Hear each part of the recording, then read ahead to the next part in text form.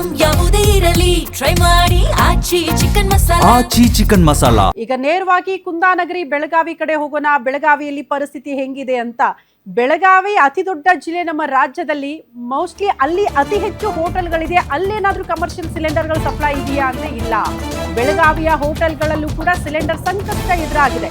Commercial cylinder ಸಿಗದೆ hotel menu cut ಆಗಿದೆ. ಎಲ್ಲಾ ಕಡೆ ಇದೇ ಪರಿಸ್ಥಿತಿ, ಗೊತ್ತೇನಲ್ಲ.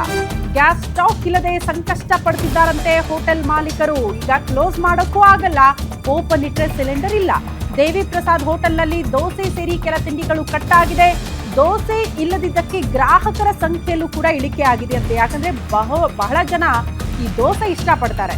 ಹಾಗಾಗಿ ದೋಸೆ ಇಲ್ವಲ್ಲ, ಯಾಕೆ ಹೋಗೋದು ಹೋಟೆಲ್ಗೆ ಅಂತ ಕೆಲವರು ಹೋಗ್ತಾ ಇಲ್ಲ. ಇದರಿಂದ ಕೂಡ ಲಾಸ್ ಆಗ್ತಾ ಇದೆ. 2 ದಿನಗಳಲ್ಲಿ ಸಿಲಿಂಡರ್ ಸಿಗದೆ ಹೋದ್ರೆ ಬೆಲೆ ಏರಿಕೆ ಮಾಡೋದು ಅನಿವಾರ್ಯ ಅಂತ ಹೋಟೆಲ್ ಮಾಲೀಕರು ಹೇಳ್ತಿದ್ದಾರೆ. ಬೆಳಗಾವಿಯ ಹೋಟೆಲ್ಗಳಲ್ಲೂ ಕೂಡ ಸಿಲಿಂಡರ್ ಸಂಕಷ್ಟ ಎದುರಾಗಿದೆ. ಕಮರ್ಷಿಯಲ್ ಸಿಲಿಂಡರ್ ಸಿಗದೆ ಹೋಟೆಲ್ ಮೆನು ಕಂಪ್ಲೀಟ್ ಆಗಿ ಕಟ್ ಆಗಿದೆ ಅನ್ನೋದರ ಡೀಟೇಲ್ ಸಿಗ್ತಾ ಇದೆ. ಬೆಳಗಾವಿಯ ಬಹುತೇಕ ಹೋಟೆಲ್ಗಳಲ್ಲಿ ಈ ರೀತಿ ಮೆನು ಕಟ್ ಆಗಿದೆ.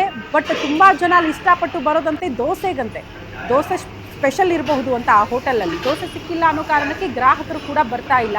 ಅದನ್ನ ಕಟ್ ಆಫ್ ಮಾಡಿದ್ದೀವಿ ನಾವು ಅಂತ ಮಾಲೀಕರು ಹೇಳ್ತಿದ್ದಾರೆ.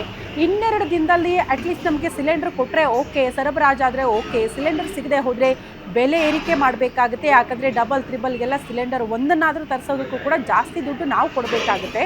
ಅದರ ಹೊರೆ ಜನಸಾಮಾನ್ಯರ ಮೇಲೆ ಆಗೇ ಆಗುತ್ತೆ ಅಂತ ಹೋಟೆಲ್ ಮಾಲೀಕರು ಹೇಳ್ತಿದ್ದಾರೆ.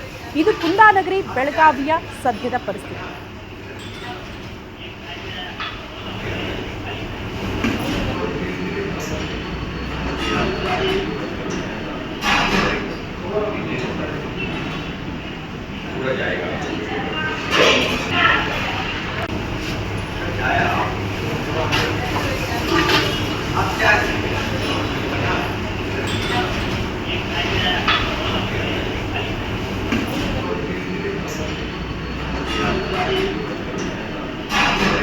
ಬೆಳಗಾವಿಯಲ್ಲೂ ಕೂಡ ಹೋಟೆಲ್ಗಳಲ್ಲಿ ಕಮರ್ಷಿಯಲ್ ಸಿಲಿಂಡರ್ ಸಿಗದೆ ಪರದಾಟ. ಓಪನ್ ಇರುವ ಹೋಟೆಲ್ಗಳಲ್ಲಿ 1 ಅಥವಾ 2 ಅಷ್ಟೇ ತಿಂಡಿಯನ್ನ ಸಿದ್ಧ ಮಾಡಿದ್ದಾರೆ. ಬರುವಂತಹ ಗ್ರಾಹಕರು ಅಷ್ಟನ್ನು ಮಾತ್ರ ತಿನ್ನಬೇಕು. ಆದರೆ ಬಂದಂತಹ ಗ್ರಾಹಕರ ಡಿಮ್ಯಾಂಡ್ ಹೆಂಗಂದ್ರೆ ದೋಸೆ ಇಲ್ವಾ ಅಂತ ಕೇಳ್ತಾರಂತೆ. ದೋಸೆ ಇಲ್ಲ ಅಂತ ಹೇಳಿರೋ ಕಾರಣಕ್ಕೆ ಬಹುತೇಕ ಗ್ರಾಹಕರು ತಿಂಡಿ ತಿಂದೆ ವಾಪಸ್ ಹೋಗ್ತಿದ್ದಾರೆ. ಜೊತೆಗೆ ದೋಸೆಗೆ ಅತಿ ಹೆಚ್ಚಿನ ಡಿಮ್ಯಾಂಡ್ ಇತ್ತು ನಮ್ಮ ಹೋಟೆಲ್ಗಳಲ್ಲಿ ಅಂತ ದೇವಿ ಪ್ರಸಾದ್ ಹೋಟೆಲ್ ಮಾಲೀಕರು ಮಾತನಾಡ್ತಿದ್ದಾರೆ. ಸೊ ಗ್ರಾಹಕರ ಸಂಖ್ಯೆಯಲ್ಲೂ ಕೂಡ ಕಡಿತ ಆಗಿದೆ. ನೋಡಿ, ಜನನೇ ಇಲ್ಲ. ಈಗ ಜನ ಕೂಡ ಸ್ವಲ್ಪ ಅಡ್ಜಸ್ಟ್ ಆಗಬೇಕಪ್ಪ ಇರೋ ತಿಂಡಿಗೆ. ಮನೆಯಲ್ಲಿ ಡಿಮ್ಯಾಂಡ್ ಮಾಡ್ದಂಗೆ ಇಲ್ಲಿ ಮಾಡೋಕ್ಕಾಗುತ್ತಾ? ಹೋಟೆಲ್ಗಳಲ್ಲಿ ಅದೇ ಬೇಕು, ಇಲ್ಲಿ ದುಡ್ಡು ಕೊಡ್ತೀವಲ್ಲ ಅನ್ನೋ ಅಹಂ ಇತ್ತು ಇಷ್ಟು ದಿನ.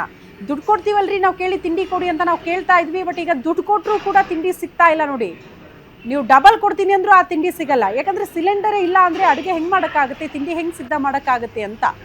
ಹಾಗಾಗಿ ಮಾಲೀಕರು ಕೇಳ್ಕೊಳ್ತಾ ಇರೋದು, ಅಟ್ಲೀಸ್ಟ್ ಇರೋದ್ರಲ್ಲೇ ಬಂದು ಊಟ ಮಾಡ್ಕೊಂಡು ತಿಂಡಿ ಮಾಡ್ಕೊಂಡು ಹೋಗಿ. ಅದು ಬೇಕು ಇದು ಬೇಕು ಅಂದರೆ ಡಿಮ್ಯಾಂಡ್ ಮಾಡಿದ್ರೆ ನಮಗೂ ಕೂಡ ಕಷ್ಟ ಇದೆ. ವಾಸ್ತವ ಪರಿಸ್ಥಿತಿಗೆ ಎಲ್ಲರೂ ಕೂಡ ಅಡ್ಜಸ್ಟ್ ಆಗಲೇಬೇಕಾಗಿದೆ ಅಂತ. ಸೊ ಈ ವ್ಯಥೆಯ ಅಥವಾ ಈ ಸಮಸ್ಯೆ 2-3 ದಿನ ಮುಂದುವರೆದ್ರೆ ಮೋಸ್ಟ್ಲಿ ಒಂದೇ ಒಂದು ಹೋಟೆಲ್ ಓಪನ್ ಆಗೋದು ಕೂಡ ತೀರಾ ಕಷ್ಟ ಅಂತ.